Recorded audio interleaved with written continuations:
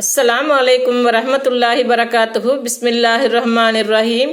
அன்பான சகோதர சகோதரிகளே, எல்லாம் வல்ல அல்லாஹ்வின் நல்லடியார்களே, இன்று நாம் காணவிருக்கும் தலைப்பு அல்லாஹ்வின் அருள் வளம் வரக்கத் பெறுவது எப்படி. செலவில் சிக்கனம். நாம் சம்பாதிக்கும் செல்வங்களை கரியாக்கிடாமலும் வீண் விரயத்தில் ஈடுபடாமலும் இருக்க வேண்டும். இன்று பெரும்பாலானோர் ஆயிரக்கணக்கில் சம்பாதிக்கிறார்கள். ஆனால் அது எப்படி வந்தது, எப்படி போனது என்று தெரியாமல் திருவென்று முழிப்பார்கள். நாம் செய்யும் காரியங்களில் திருமண நிகழ்ச்சியில் என்ன நடந்து கொண்டிருக்கிறது? ஆயிரக்கணக்கில் செலவழித்து மண்டபங்களையும் விருந்துகளையும் ஏற்பாடுகளையும் நடத்துகிறார்கள்.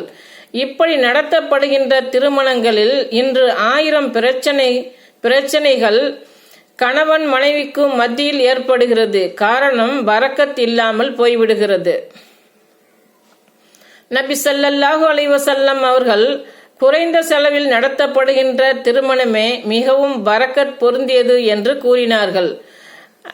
அறிவிப்பவர் நூல் அஹமத் 24529. நாம் செய்யும் வியாபாரங்களில் பரக்கத் பெறுவது எப்படி என்று நாம் பார்த்து வந்தோம். இந்த வியாபாரம் இன்றி இன்னும் சில காரியங்கள் மூலம் பரக்கத் கிடைப்பதற்காக அல்லாஹும் அவனது தூதரும் காட்டி தந்திருக்கிறார்கள். சூரா பக்கராவை ஓதுதல். பரக்கத் பெறுவதற்காக மார்க்கத்தில் இல்லாதவை எல்லாம் நடைமுறைப்படுத்துகிறோம். சிற்கான காரியத்தையும் செய்கிறோம். அதற்கு பதிலாக நமது வீடுகளில் நபி ஸல்லல்லாஹு அலைஹி வஸல்லம் அவர்கள் கற்றுத்தந்த இது போன்ற சூறாக்களை நடைமுறைப்படுத்தலாம். அல்லாஹ்வின் தூதர் ஸல்லல்லாஹு அலைஹி வஸல்லம் அவர்கள் கூறினார்கள், குர்ஆனை ஓதி வாருங்கள். ஏனெனில் குர்ஆன் ஓதி வருபவர்களுக்கு அது மறுமையில் வந்து இறைவனிடம் பரிந்துரை செய்யும். 2 ஒளிச்சுடர்களான அல் பக்கரா மற்றும் ஆல் இம்ரான் ஆகிய 2 அத்தியாயங்களையும் ஓதி வாருங்கள்.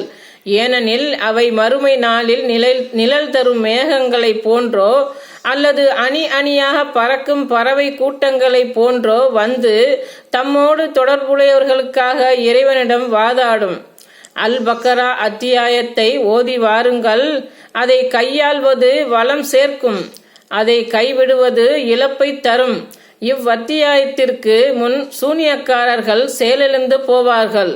இதை அறிவிப்பவர் அபு உமாமா அல் பாஹிலி ரலியல்லாஹு அன்ஹு, நூல் முஸ்லிம் 1470.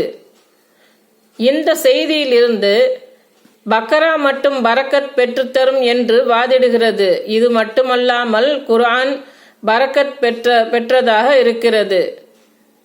இது பாக்கியம் நிறைந்த அறிவுரை. இதை நாமே அருளினோம், இதை நீங்கள் மறுக்கிறீர்கள். அல் குர்ஆன் அத்தியாயம் 21 வசனம் 50. அஸ்ஸலாமு அலைக்கும் வரஹ்மத்துல்லாஹி வரகாத்துஹு.